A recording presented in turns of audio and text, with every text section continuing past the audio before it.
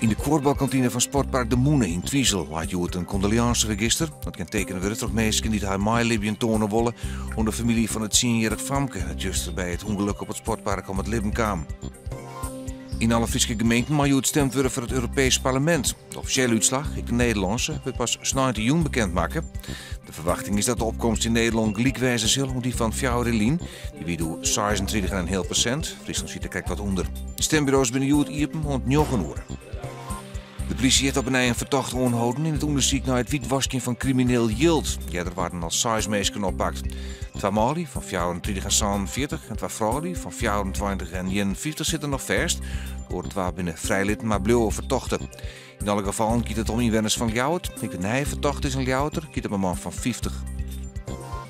3 studenten van een studentenvereniging uit Ljouwert binnen vannacht door de brandwacht redden, doet ze verdwaald wie in de Riepsterker polder. De vrouw die in maai aan een dropping doet ze net op het oudpraten plakken onkam en die in contact met de vrouw liet krijgen weer waar het alarm slaan.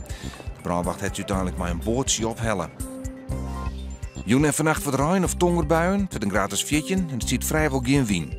Morgen een soort bewolking, eerst wat buien, maar in de rin van de dag wordt het droog. Temperatuur 19 graden en de zuidwestenwind draait middags naar het eerste ta.